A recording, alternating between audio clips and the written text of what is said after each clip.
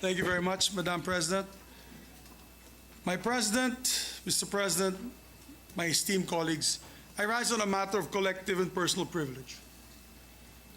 I've always said that I serve at the pleasure of my colleagues, and I thank them for entrusting me with the monumental responsibility of leading the Senate over the past 2 years. It has been my greatest honor of my life as a public servant and the greatest challenge. Never could I have imagined as a neophyte senator learning the ropes from some of the best luminaries of the Senate in Senate history, such as Ed Angara, Joker Arroyo, Miriam Defensor Santiago, Juan Ponce Enrile, Frank Drilon, and many others, that I would one day bear the blessing and burden of the Senate presidency itself. I have given this job my all. Not only have I maintained my untarnished record as a public servant and my streak of perfect attendance since 1998, but I have also done my best to rise to the occasion as a leader responsible for this entire institution and everyone under its care. Today, I look back on these 2 years with immense pride on what the Senate has accomplished and stood for under my leadership. In these 2 years, we have legislated with an eye towards progress and a heart for service. We have spearheaded landmark measures as the Public-Private Partnership Code, the Maharlika Investment Fund, the Internet Transactions Act, the Real Property Valuation Assessment Reform Act, the LGU Income Classification Act, and the Anti-Financial Scamming Act, and many, many other measures that bring a more dynamic economic landscape and create more jobs and opportunities for our people. On the table, we have more economic measures that we expect to pass soon. Primarily the Create More and the new Government Procurement Act. Our first year was led by our mission of national reconstruction. We had to look inwards to assess what we lost during the pandemic and build solutions from there. But in our second year, we could afford to stretch our necks out a bit more, and we could look outward and explore opportunities for bilateral and multilateral cooperation. We could afford to reach out to establish stronger presence on the global stage. In a historic move, we've never had this man or that level of leadership from Japan. We called a joint session to hear an address from Japanese Prime Minister Kishida Fumio. It was us, our dear colleagues, who invited him to address the joint session of Congress in our trip to Japan. And we had the honor of listening to a message from the former Senate UN Secretary General Ban Ki-moon in this very hall at the invitation of this Senate. In each of all these exchanges, we were able to advocate for better conditions and opportunities for Filipino workers abroad. And we're able to explore possibilities in defense cooperation, trade agreements, academic and cultural exchanges, agricultural partnerships towards a more globally involved Philippines. Last year, the Senate successfully hosted the 31st annual meeting of the Asia-Pacific Parliamentary Forum, a move that allowed us to strengthen our bilateral and multilateral relationships and tell the world that we are here, ready to partner in progress alongside the rest of the democratic world. We work to secure peace in the region so we can protect our fisher folk and their livelihood here on our waters. We reached out to draw investors in so we can create more jobs for our people. Sa huli, iuuwi natin lahat ng ating ginagawa para sa bayan at para sa taong bayan. While we work on hitting the goal of becoming an upper middle class income economy in the next few years, we also know that ultimately, development is not just about GDP growth. Walang tunay na kaunlaran hanggat may Pilipinong namamatay sa gutom o sa kawalan ng serbisyong medikal. Walang tunay na kaunlaran hanggat may mga kabataan tumitigil sa pag-aaral para magtrabaho para sa kanilang mga pamilya. Walang tunay na kaunlaran hanggat hindi matatanggap o natatanggap ng manggagawang Pilipino ang disenteng sahod. Senate President or not, I will continue to push for the welfare of our laborers until they receive decent wages that they deserve. The Senate has also been a committed partner to the armed forces of the Philippines and Coast Guard in defending the nation. No Senate has been more outspoken in opposing foreign aggression than the one that sits today. And lest we be accused of being all talk, let me assure you that this Senate has been working hand in hand with the armed forces and the Coast Guard in making necessary budget allocations for the procurement of maritime assets, arms, and defense systems. Lagi ko nga pong sinasabi, hindi nagkukulang sa puso at tapang ating mga sundalo at miyembro ng Coast Guard. Kailangan lang tapatan natin ang tamang mga kagamitan at mga sasakyan pandagat at panghimpapawid para tulungan silang ipaglaban ng ating bansa. Of course, none of these measures and budgetary allocations would have reached the President's table without the vital work of our Senate employees. I want to thank from the bottom of my heart the members of the Office of the Secretary, Secretary Ray Bantug, Legislative, Administrative, and Finance Services, of course, Attorney Mavic, External Affairs and Relations, the Office of the Sergeant at Arms, my dear friend, my loyal friend and good friend, General Angkan, who ensure the security of the Senate, and of course, the staff of the senators who are all crucial to every step of lawmaking, to the whole Secretariat. Mabuhay po kayong lahat. I love you guys, you know that. So as Senate President, I'm proud to have led institutional reforms for the benefit of our Senate employees. Mahal na mahal ko kayong lahat, mga empleyado ng Senado. For one, we have made sure to repay our employees' dedication with increased benefits, especially our long-serving employees who have devoted their life's work to the Senate. Marahil ay alam naman po ninyo kung ano-ano po ang mga monetary at non-monetary benefits na naibahagi sa inyo mula sa aking pamumuno. Mabuhay po kayong lahat. And I think we've been the most generous, and I'm proud of it. We have also gone full speed ahead on regularizing our casual and contractual employees. So many of our employees, particularly the hardworking folks in the Office of the Sergeant at Arms, sa OSA, are just one step away from being regularized. Tinutulungan po natin sila pumasa ng civil service exam para matulungan po natin sila sa prosesong ito. By taking care of our own, the Senate has been able to perform better, supported as we are by the great work of our Senate employees. I salute each and every one of you for the job that you do. We are nothing without you. Maraming salamat po sa pagkakataon na masuklian ang trabaho ninyo para sa Senado. You have helped shape the legacy of the Senate in its first 2 years under the 19th Congress. Now, I do not want to make any grand proclamations about the legacy of the Senate in these 2 years. Our legacy is not for us to define. Ultimately, that will be for the Filipino people to decide. All we can do is put work in and hope that our record speaks for itself. And the record, I'm happy to say, has been met with approval. Under our leadership, the Senate has seen some of the best approval and satisfaction ratings in recent history, going back to 1988. Napakalaking karangalan po ito at nabigyan po kami ng lakas ng loob na lalo pang pagbutihin ang serbisyo natin dito sa Senado.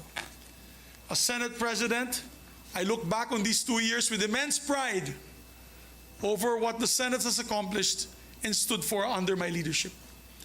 We have been bold and courageous as a Senate, unafraid to call out injustice where we see it, whether in our sovereign seas or within our own government.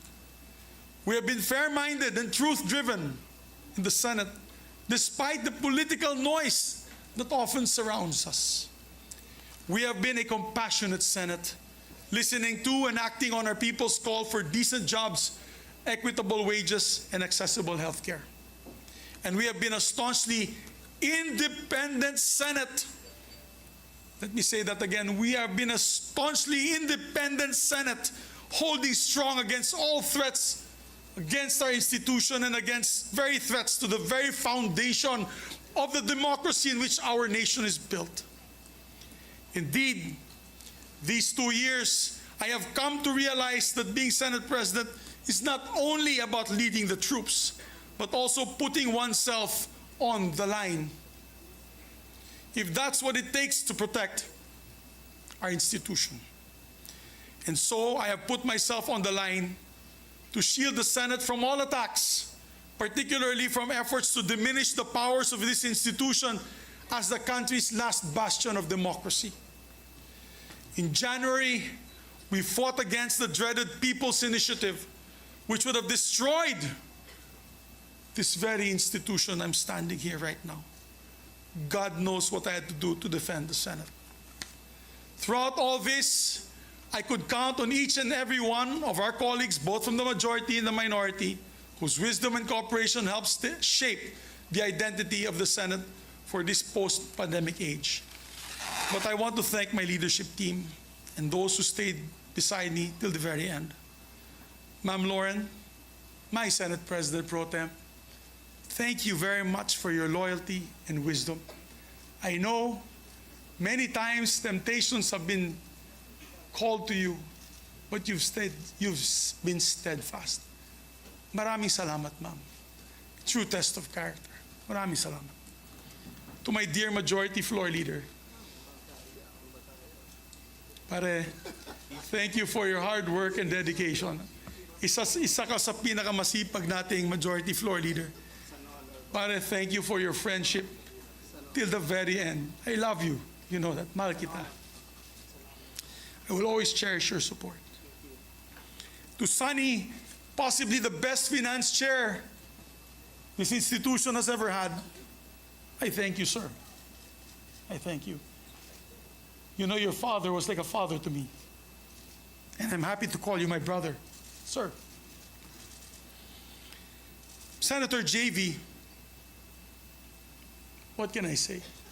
Your loyalty, your friendship and hard work, which you helped steer many important measures in this institution. Sir, I'm proud to call you my friend. Nancy,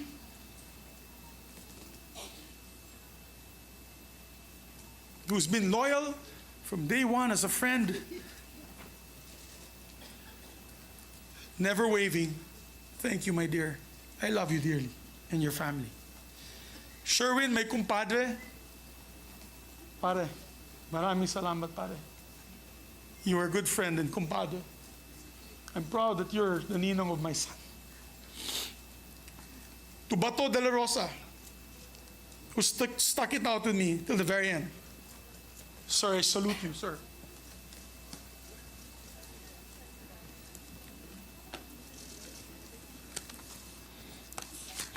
To the others, my dear friends, my heart is broken. I am proud to have led a Senate that's been resolute in protecting our institution, our democracy, and our people. Being an independent leader, I gave way for each member of the Senate also to be independent and to come to decisions through collaboration rather than direction. I have never dictated my position on any of you. You know that. I've always supported your independence, which is probably why I face my demise today. I failed to follow instructions from the powers that be. Simple as that. I've listened to all my colleagues throughout my Senate presidency, and again, I listened to them today. As we head into a new period for the Senate, I fought the good fight. If I've ruffled some feathers in doing so, then so be it. Hindi ko tinanggap ang pagiging Pangulo ng Senado para lang hayaan na bumagsak ito. Today, I offer my resignation as Senate President of the Republic of the Philippines. And upon stepping down, I vow to serve as an independent member of the Senate. My allegiance as ever belonging only to the Filipino people. I leave with my head held high, knowing that I did what is right for the Senate and for the nation. I wish our new leadership the very best, and I pray that they will be steadfast in upholding the independence of this beloved institution. I will remain vigilant to make sure that the traditions and the rules of the Senate will remain steadfast. Once again, maraming salamat po. Mabuhay ang Senado, mabuhay ang Republika ng Pilipinas.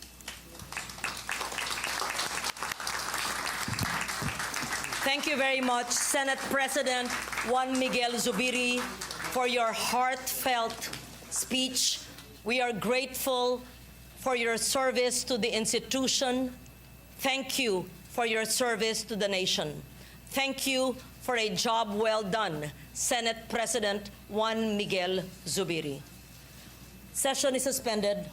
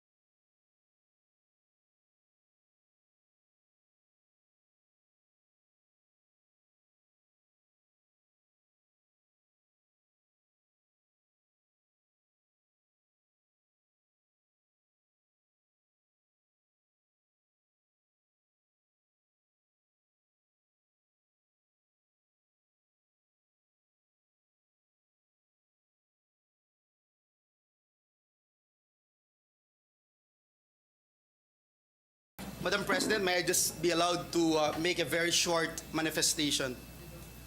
The Majority Leader, Senator Joel Villanueva, is recognized. Thank you, Madam President.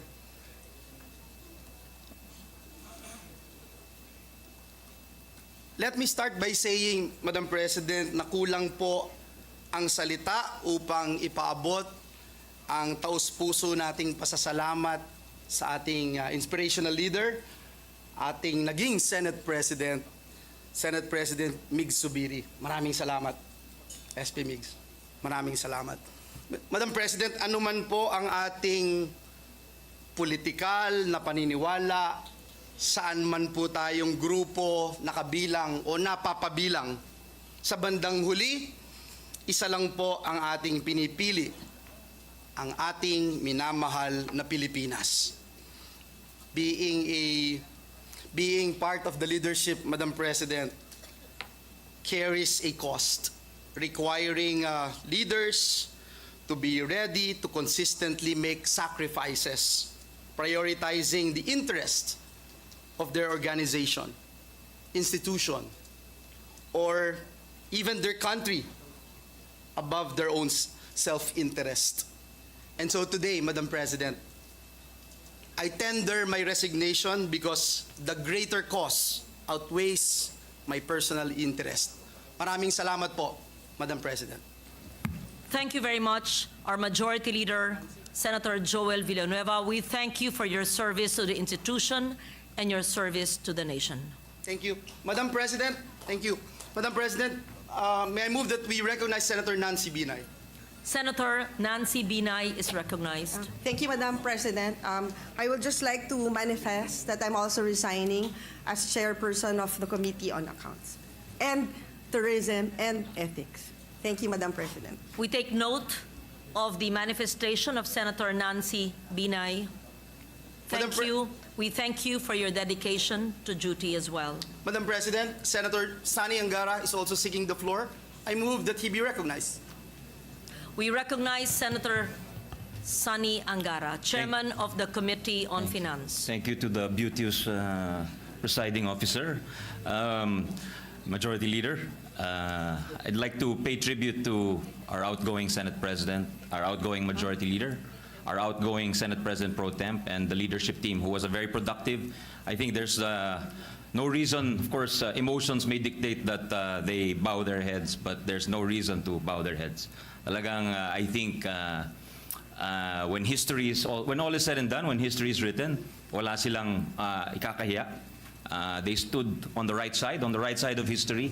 I think when this institution was under threat, pinaglaban ni Senate President Zubiri ang ating institusyon, pinaglaban niya ang ating taumbayan dun sa mga gustong solohin ang kapangyarihan. To our Majority Leader, thank you for being here day in, day out, late, along with Senator JV, his team.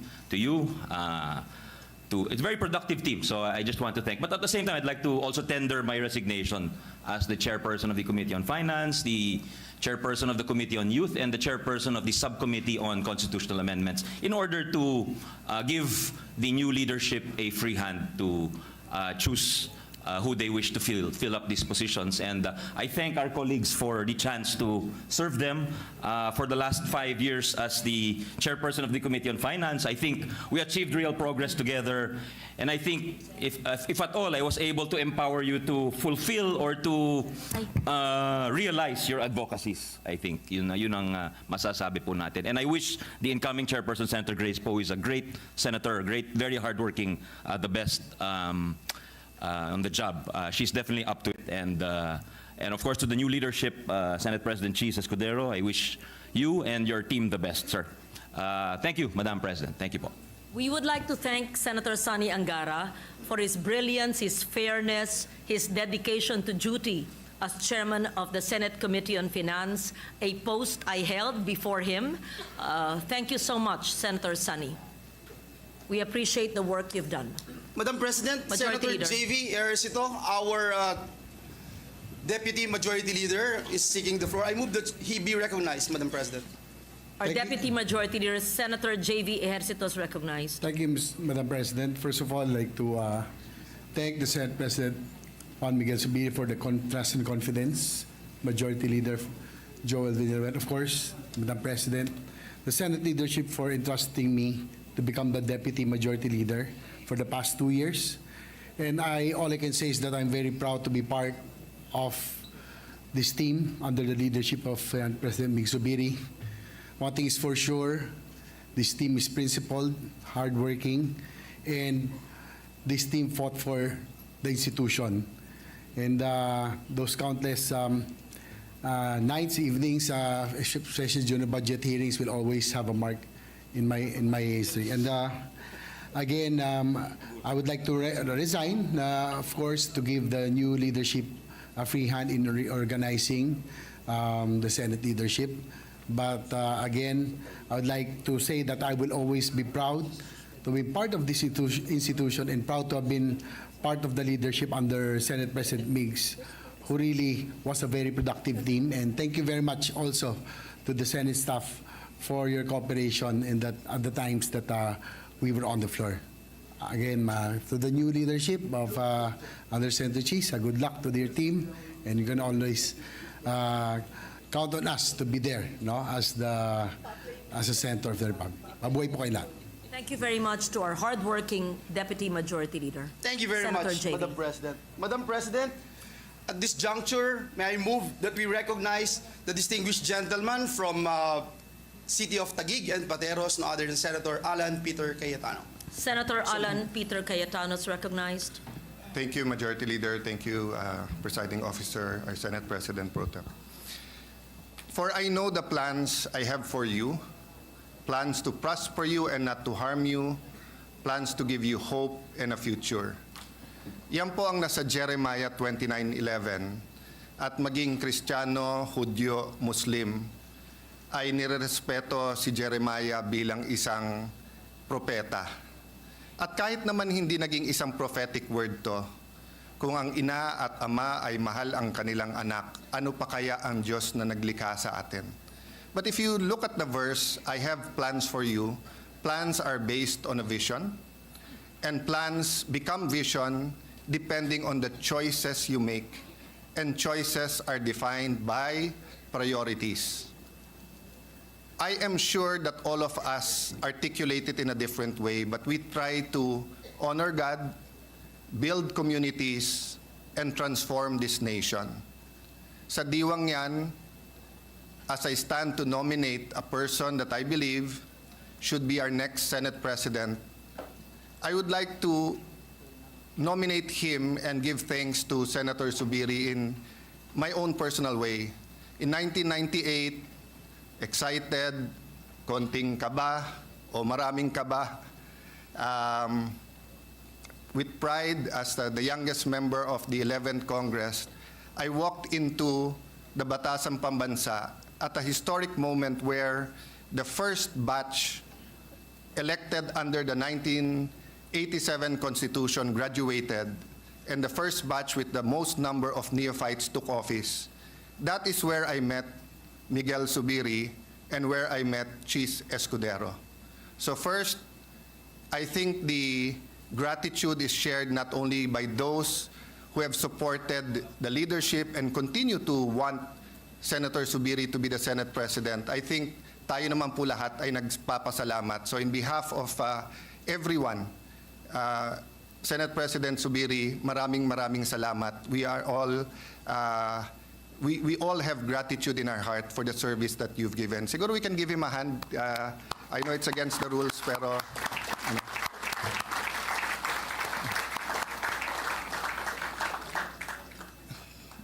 so in 1998, even then, Mig Zubiri was much more fashionable than Cheese Escudero. Maybe now, they're both fashionable. Thank you, Migs, to your beautiful wife who's not only caring, who's not only supported you, who's not only raised your children, but made sure that you are fashionable. So we'd also like to thank her for sharing you with us these last 2 years. Thank you very much. So in 1998, Cheese had thick glasses, did not smile, was the illustrious son of an illustrious father.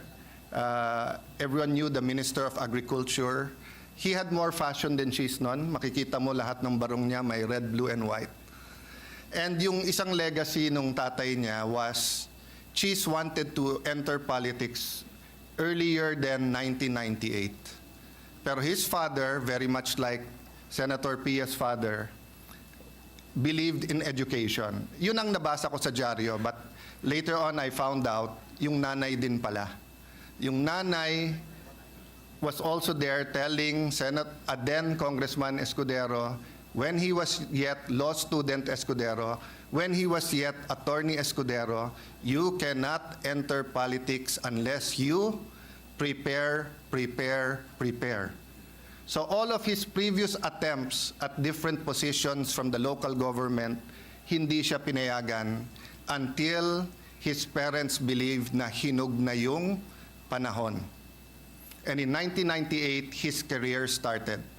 Hindi ko na po isa-isahin dahil napakahaba pa ho ng oras from 1998 to ngayon na 2024 na. But I'd like to mention that when we say prepare, obviously I did not support him in 2016 because I was running against him.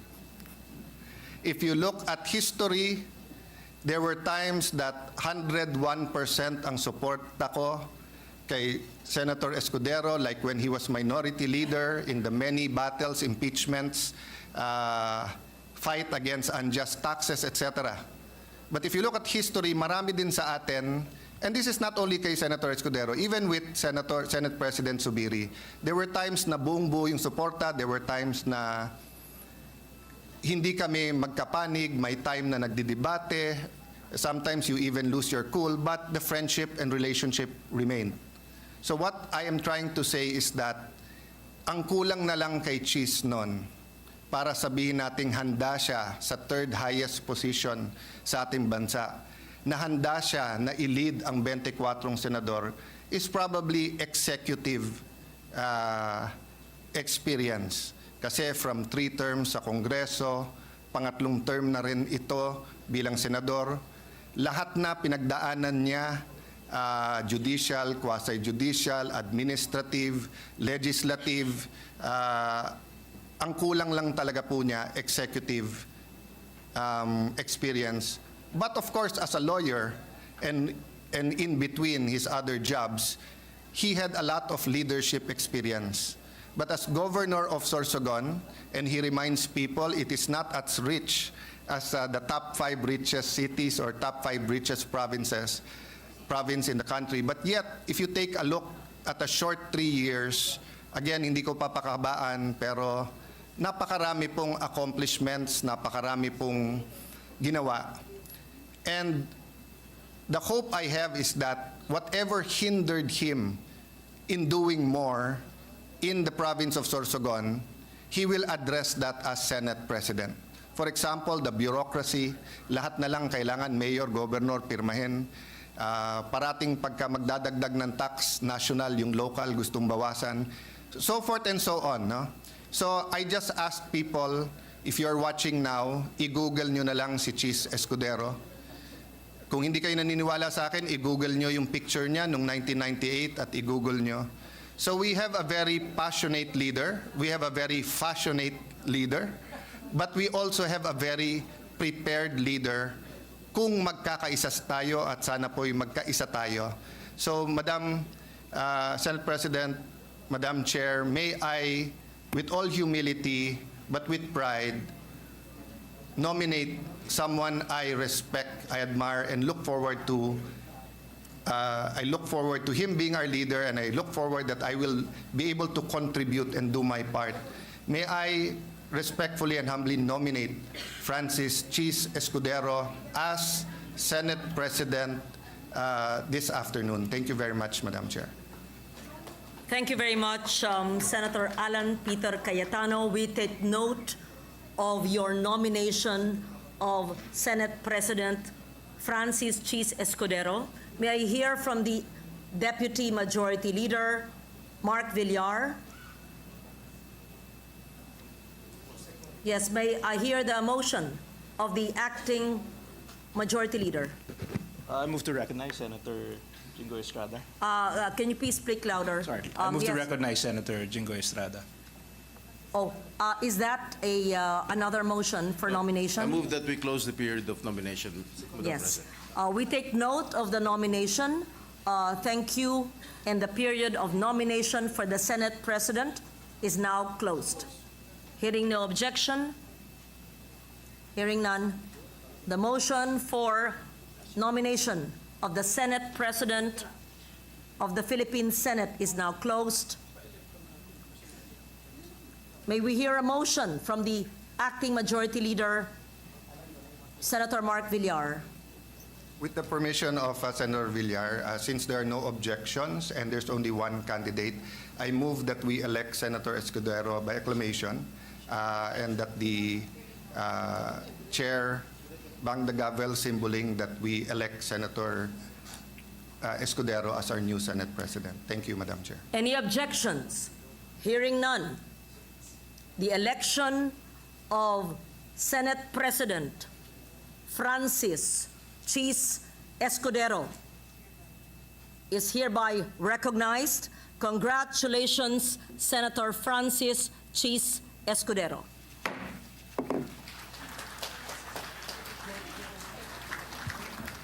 Madam Chair, may I ask for a minute suspension so that we can prepare, and Senator Escudero, may we ask and request Senator Escudero to take his oath as Senate President. Session is suspended. Just to remind the body, this representation has not yet tendered her resignation unless you want to keep me, but I have a prepared resignation as well. So I intend to go down and deliver my resignation as well, unless you want to keep me here.